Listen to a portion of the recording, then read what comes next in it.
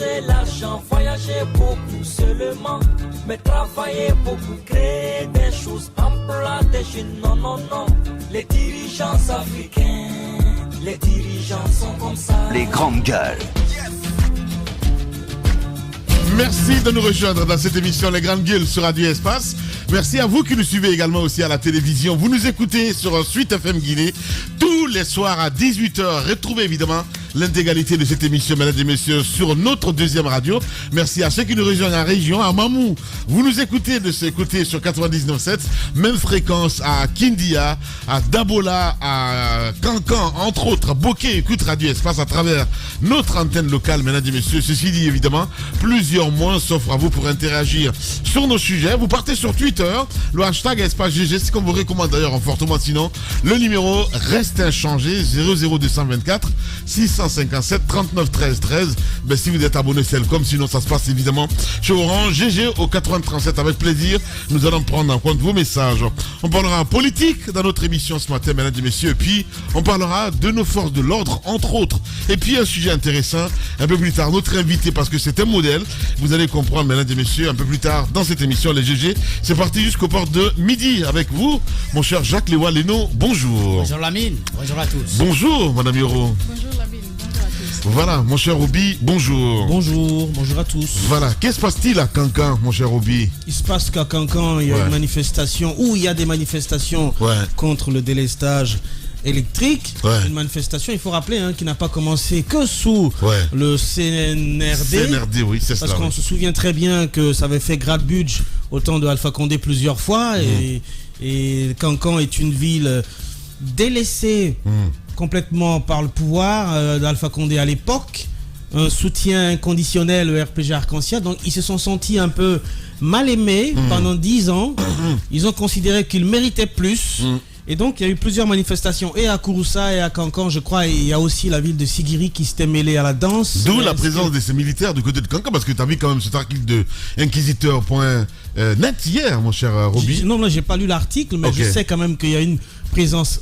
Cancan est une ville entre guillemets militarisée aujourd'hui, mais la question... C'est pas normal. Oui, enfin, justement, mais non, parce que c'est pour ça que je pose la question ce D'accord. matin à ceux qu'on puisse savoir un petit peu ce qui est en train de se passer.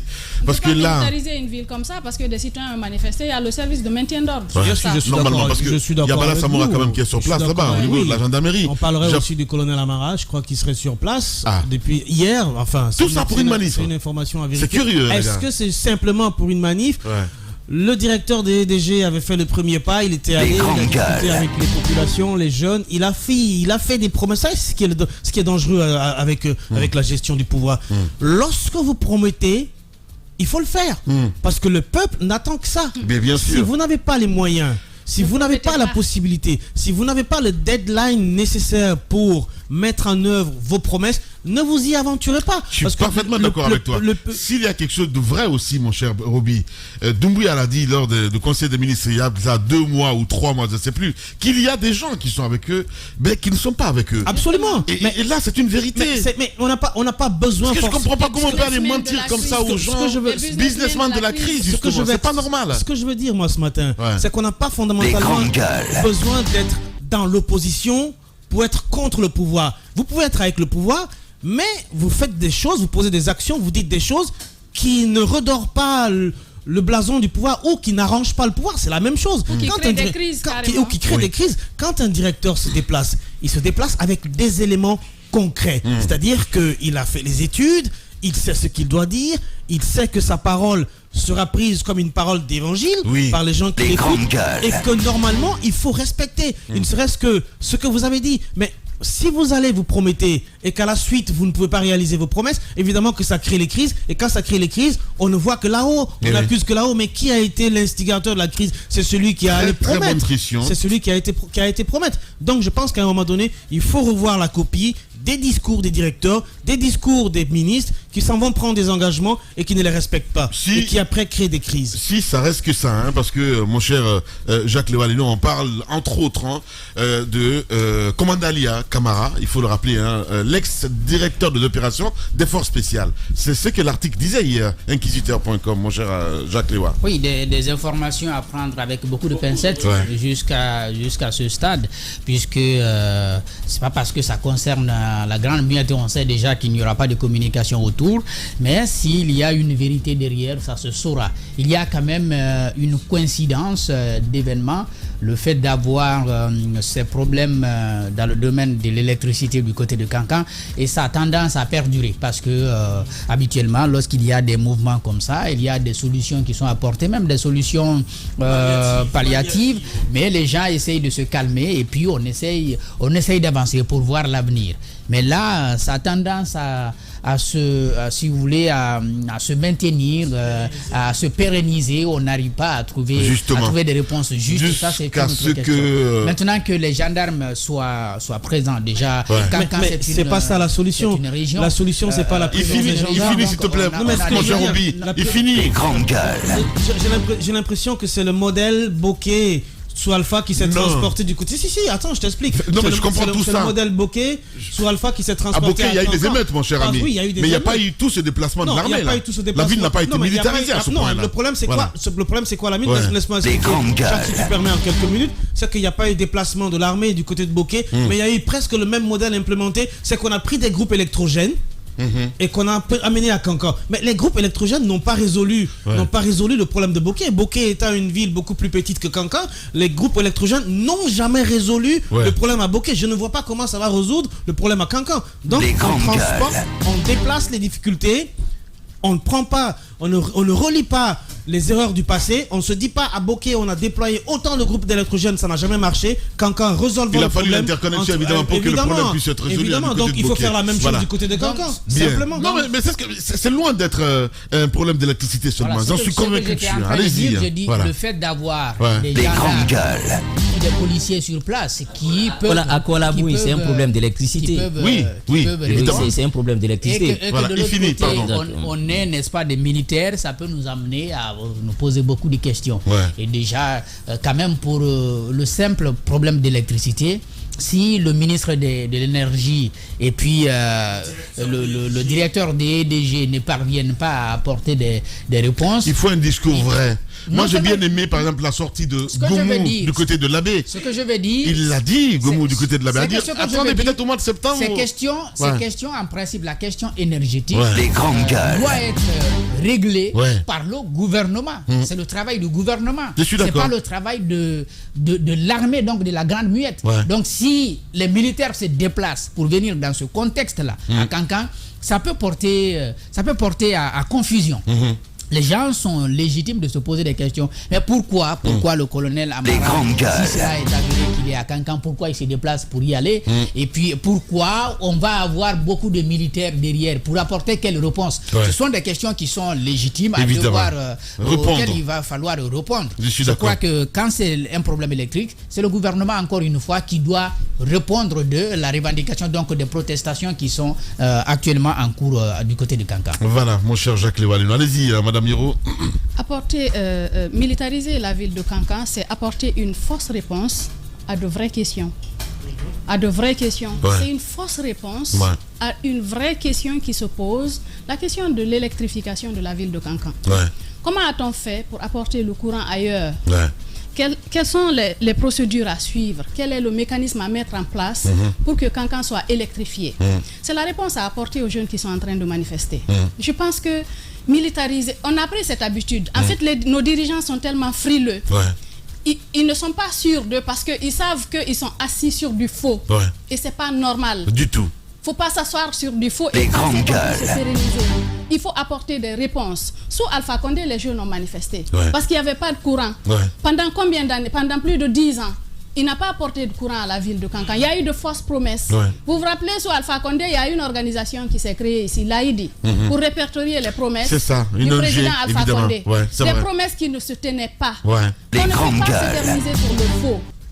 Il y a Hadja Rabia Toussera qui aime dire que généralement, le mensonge prend l'ascenseur, mais la vérité prend les escaliers. Quel que soit le temps que ça va prendre, la vérité arrivera. Toujours. Les grandes gueules.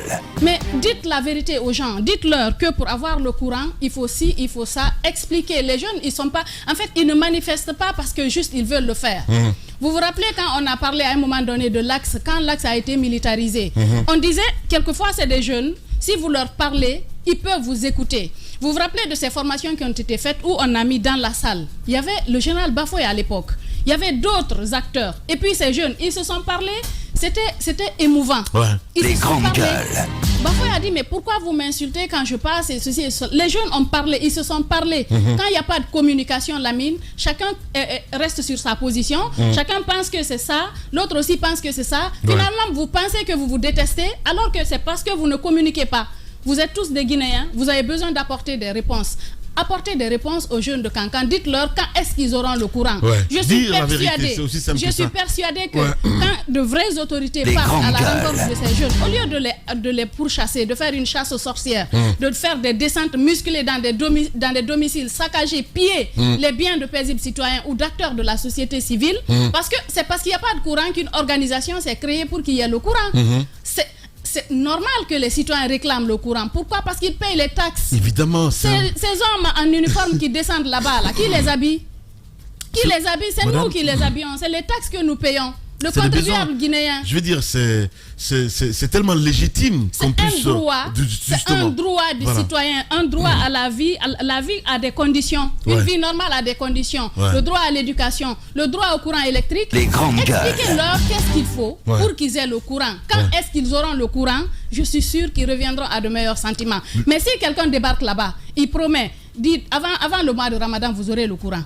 On leur a menti de par le passé à plusieurs reprises, ils n'ont pas vu. Vous pensez qu'ils en auront pas marre? Il va falloir peut-être identifier ces menteurs. Hein. Il faut les identifier et leur dire que c'est pas comme ça. Justement. Et vous avez dit une chose, il y a des businessmen de la crise. Il y a des gens qui aiment qu'il y ait le feu pour que la situation puisse se pérenniser. Il y a des gens qui savent que quand il n'y a pas le calme dans le pays, les choses ne peuvent pas se passer normalement.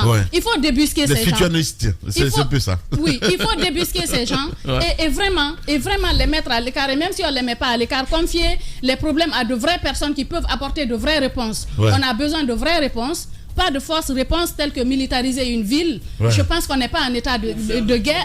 On n'est pas en guerre pour militariser une ville. La police et la gendarmerie suffisent pour canaliser certaines situations. Je pense qu'il faut se contenter de ça. Franchement, on n'en a pas besoin. Je suis parfaitement d'accord avec vous. Mon cher Diba, bonjour et bienvenue. Bonjour Lamine et bonjour à tous.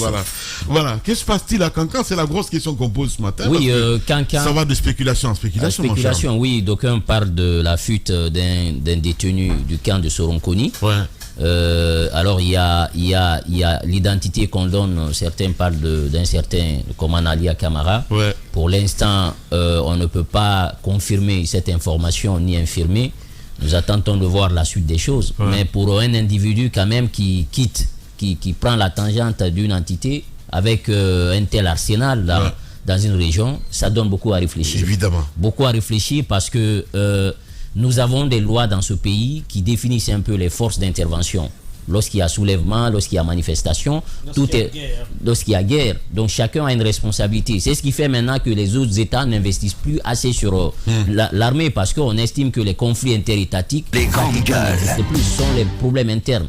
C'est ce qui fait qu'on renforce la capacité de la police, mais aussi de la gendarmerie. Je pense que ce qui se passe à Kankan, c'est du jamais vu parce que beaucoup disent aujourd'hui Kankan n'a jamais été autant militarisé que ce qui est en train de se dérouler. Je crois que le président de la transition quand même devrait comprendre que le message qu'on est en train d'envoyer, même si c'est pour une question de sécurité, mais il y a ce qu'on appelle l'envers du décor et aussi le revers de la médaille. Le revers de la médaille. L'effet inverse risque de se produire. Justement. Au lieu de rassurer aujourd'hui les citoyens, on risque d'aller vers un divorce entre lui et cette zone-là. Et c'est ce qui n'est pas bien pour lui politiquement. Pas que cette zone, hein, parce que moi j'entendais hier du côté de Kolaboui, il y a d'autres. Même ici à Conakry. Justement, à Conakry, et Kolaboui, la mine, ce qui se passe, c'est que vous avez une ligne qui traverse Fodé-Kontéa et Kolaboui, une haute tension qui traverse la ville et qui part donner le courant à Kamsa.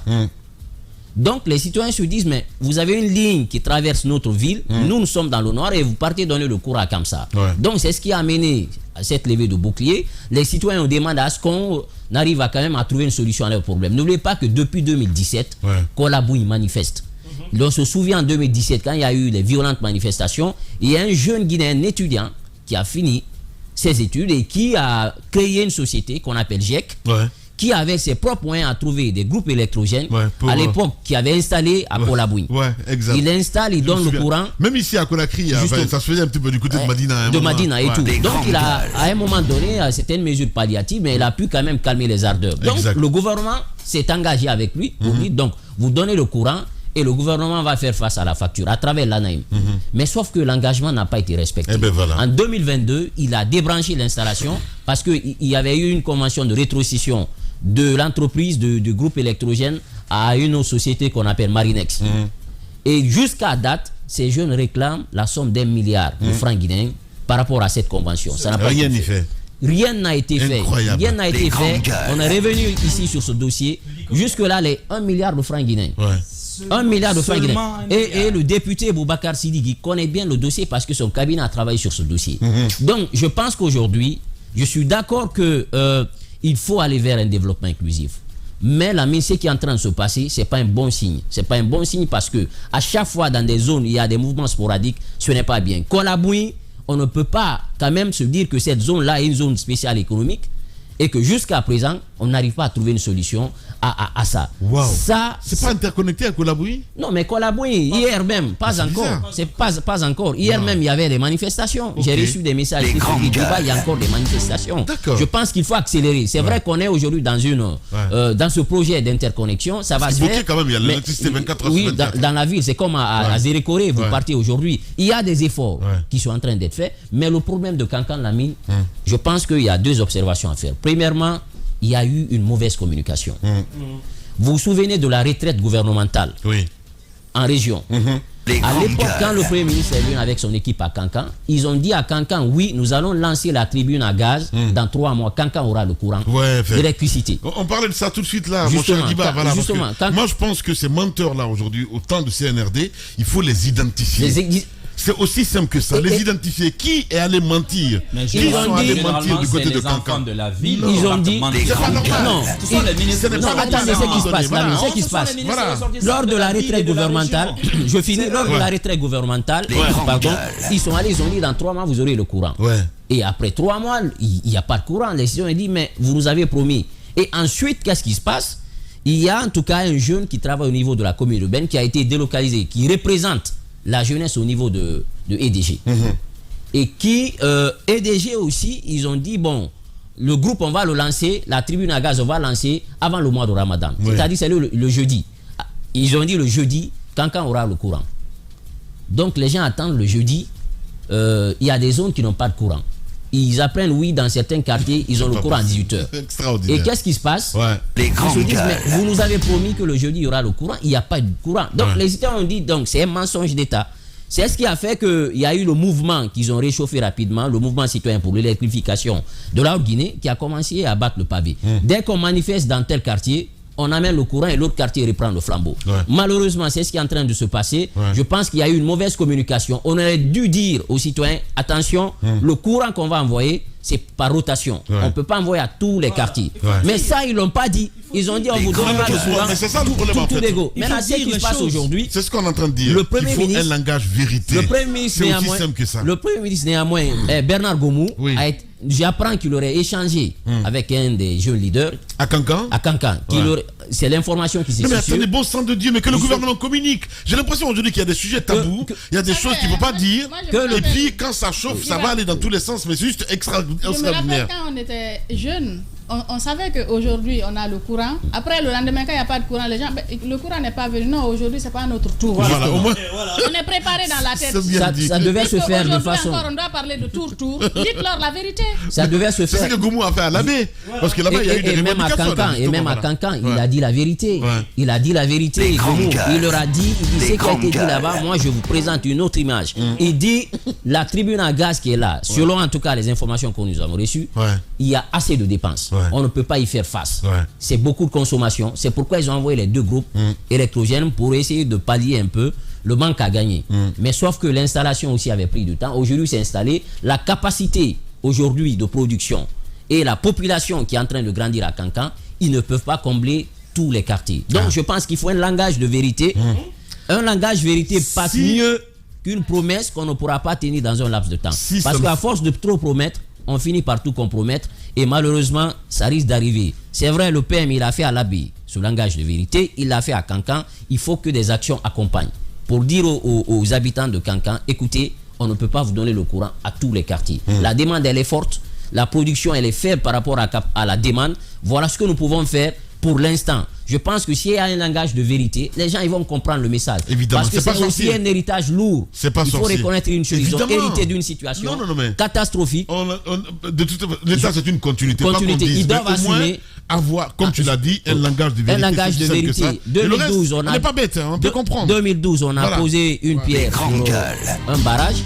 On n'est jamais revenu pour inaugurer. En 2015, on a aussi posé une pierre pour, disons, la centrale solaire.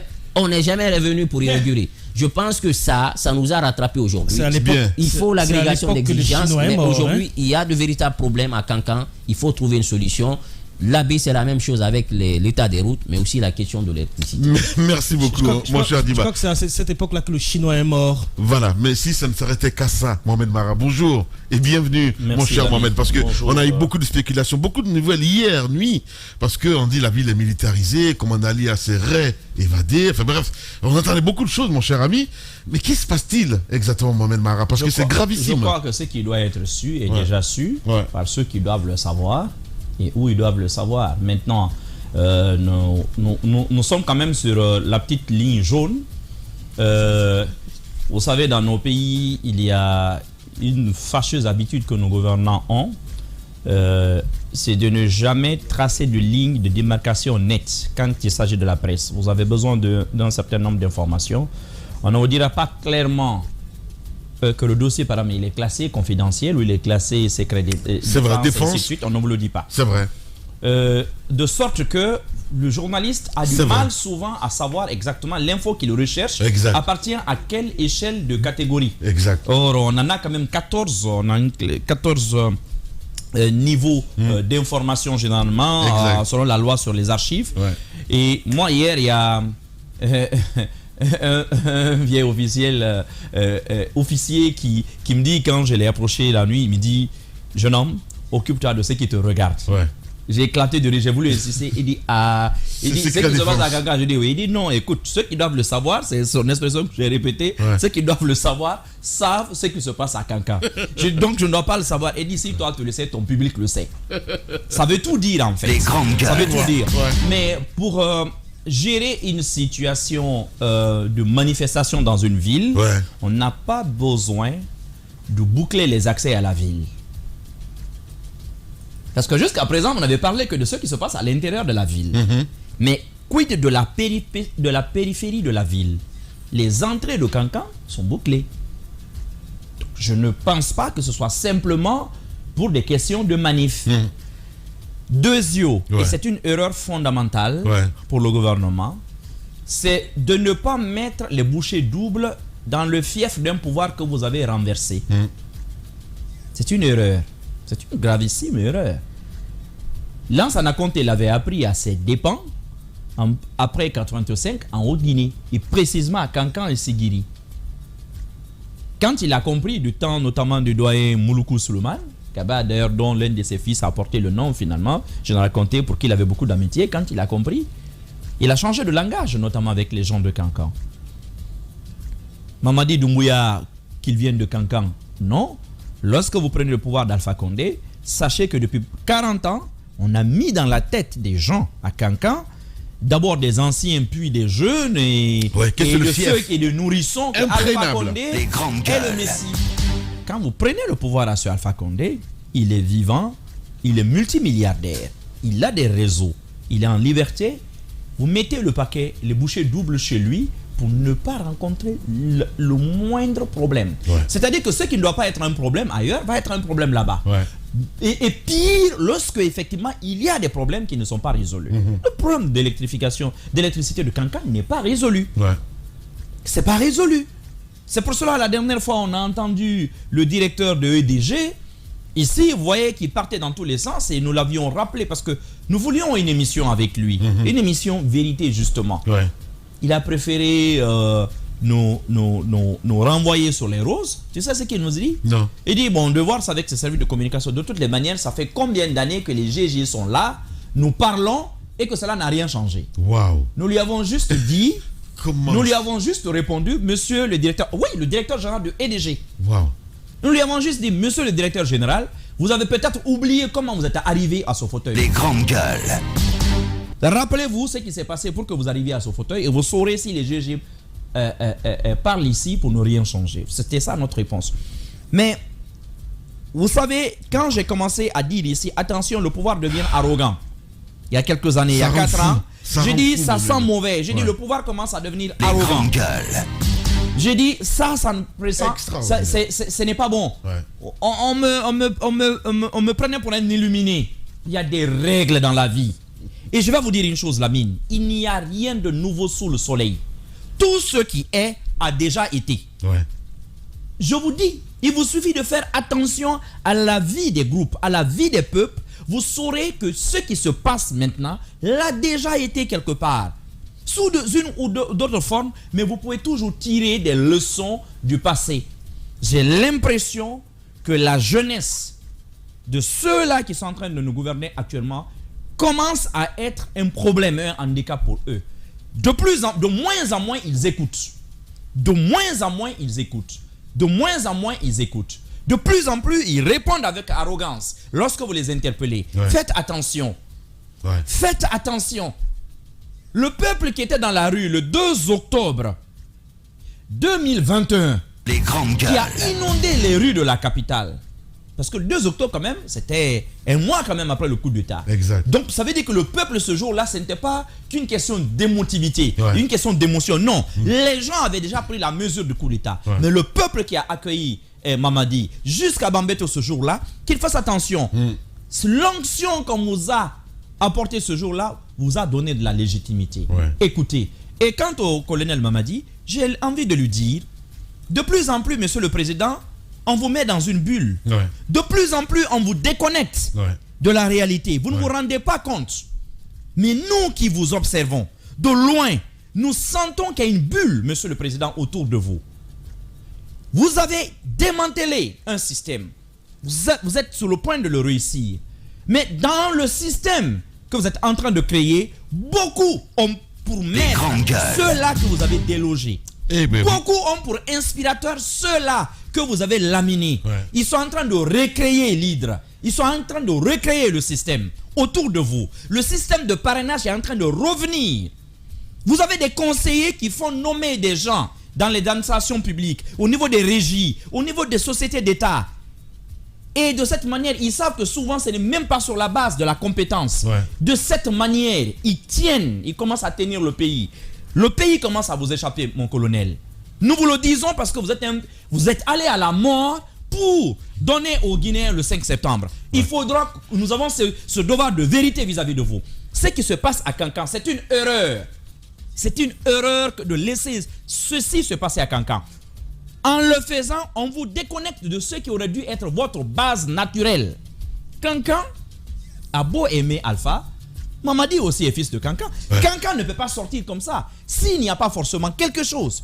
Il faudrait que le colonel sache que ce problème doit être résolu. À un moment donné, qu'il tape du poing sur la table, qu'il dise à ses ministres, 2, 3 d'entre eux, foutez le camp de Conakry. Tant que le problème n'est pas résolu, allez à Kankan. Égare à vous si un groupe électrogène est allumé dans la villa où vous êtes. Trouvez des solutions. Déplacez ceux-là qui doivent trouver la solution. Et surtout qui tiennent un langage de vérité. Je l'ai dit ici l'autre jour. Ce qui énerve parfois le peuple, ce n'est pas forcément les faits, mais c'est la réalité que l'on veut y donner. C'est votre attitude. Ouais. Je l'ai dit quand je vous disais ici l'autre jour que le mensonge, les promesses aux jeunes de Kankan allaient rattraper le gouvernement. On y est. On y est. Ce qui n'est pas de votre ressort n'est pas de votre ressort. Bien. Vous n'allez pas le promettre. Même si on dit qu'en politique, les promesses n'engagent que ceux qui y croient. Mais je vais vous dire une chose. On peut tout faire aussi avec la baïonnette, mais on ne s'assoit pas dessus. Hein. Bien, Mohamed Mara. Militariser Kankan comme ça, vous avez deux choses l'une. Oui, il y a bel et bien des mouvements militaires. Nous, on n'ira pas plus loin. Ok. Mais cette manière d'écumer la ville avec des militaires, dans une telle ville, dans la deuxième ville du pays, ça renvoie une très mauvaise image. Ils ne règlent pas le problème. On vient vous dire, ouais, il faut les mater, Alpha est derrière. Oui, Alpha est derrière. Admettons qu'Alpha soit derrière. C'est parce qu'il y a des terreaux fertiles. Bien sûr. C'est parce qu'il y a des terreaux fertiles. Ouais. Le problème, allez dire un langage de vérité aux jeunes de Kankan. Prenez des dispositions. Vous n'allez pas nous mettre des moteurs de motocyclettes à Kankan pour alimenter la ville de Kankan. Il vous faut des turbines. Bonsoir. Bien, Mohamed Mara. Allez.